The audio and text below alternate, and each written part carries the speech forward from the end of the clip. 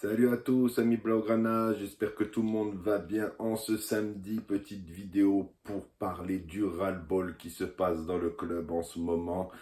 Les communiqués, les vidéos officielles du club, ça en devient des mensonges. C'est incroyable.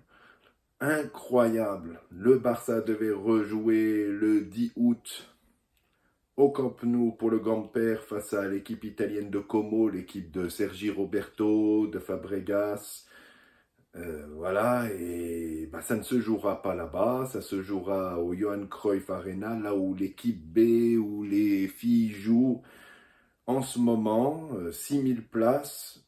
Euh, je pense bien sûr à ceux qui avaient commencé à réserver des hôtels, à réserver des avions pour aller à Barcelone pour voir le nouveau Camp Nou. Pas fini, bien sûr, il est encore en travaux. Mais bon, ils avaient fait cette vidéo, cette grosse vidéo. Tu voyais dans Barcelone des vidéos de Ronaldinho. Après, tu voyais une voiture passer avec une grande enceinte et tout. Et puis, tu voyais Laporta dans la vidéo, comme quoi c'était de retour au 10 août. Et maintenant, ça parle aussi peut-être de plan B, de voir si à Montjuic, il ne pourrait pas rejouer la première partie de saison jusqu'à décembre, janvier. C'est un plan B. Ils essayent pour le moment de revenir au 15 septembre face à Valence, mais pour le moment, apparemment, rien d'officiel. Ça devient vraiment n'importe quoi de chez n'importe quoi. Laporta, il ne fait pas que du mal. Il a sorti le Barça d'un gigantesque trou. Mais ce qu'on veut, on s'en fout. On ne revient pas tout de suite au Camp Nou, qu'il se construise, qu'il se termine ce stade. On s'en fout. On veut juste la vérité. On veut juste qu'on arrête de nous mener en bateau.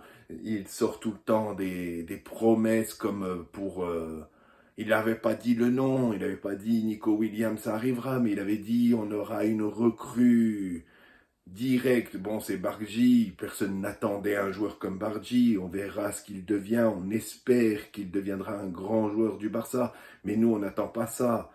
Après il dit et il y aura une autre recrue qui arrivera.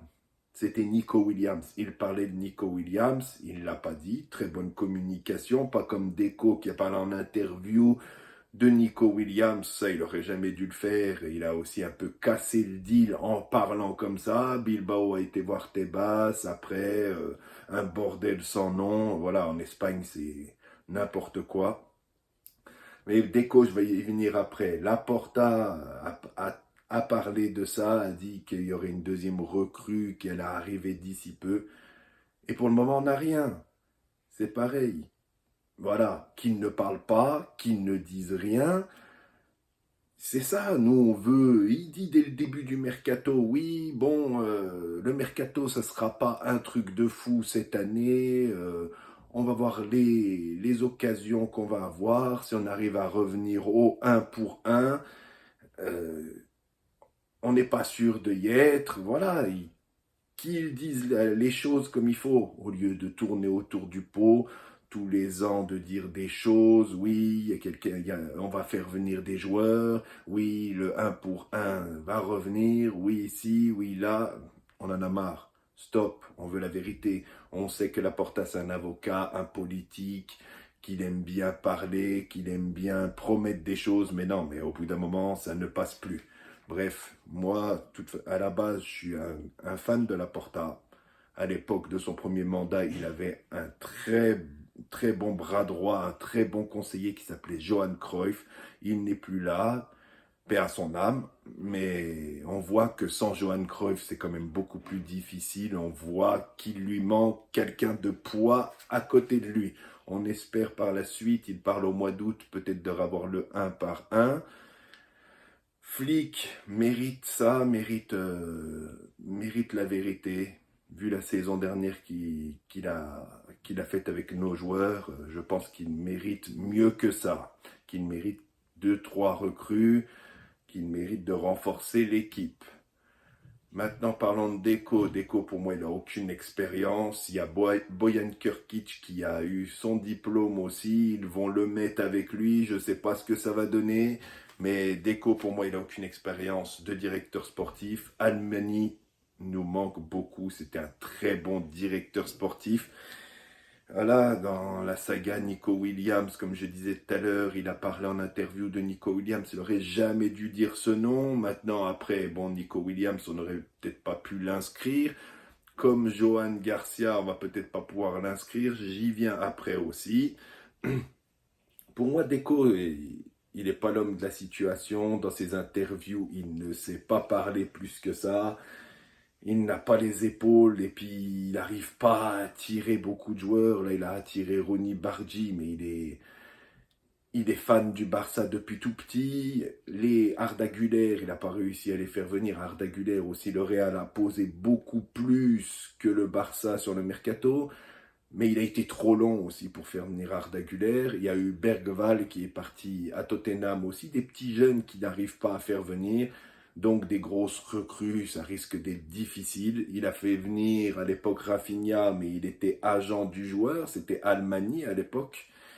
Donc ce n'est pas lui qui l'a fait venir. Johan Garcia, il disait, moi j'ai aucune expérience sur le mercato des gardiens. Les gardiens, je ne connais pas. Quand tu es directeur sportif, tu ne dis pas des trucs comme ça, tu fais genre de connaître un minimum, et voilà. Même si je sais qu'il y a des gars qui travaillent pour lui derrière, sur le mercato des gardiens, des défenseurs et tout. Lui, il est directeur sportif, normalement, il n'a pas à avoir une communication aussi nulle. Voilà, moi pour moi, Deco n'a rien à faire au Barça. Et dernier point à parler, c'est Ter Stegen. Il est très malin, Ter Stegen. Il fera tout pour avoir son salaire, pour ne pas partir du Barça.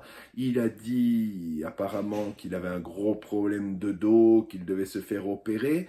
Non seulement, s'il ne se fait pas opérer, Johan Garcia ne pourra pas être inscrit.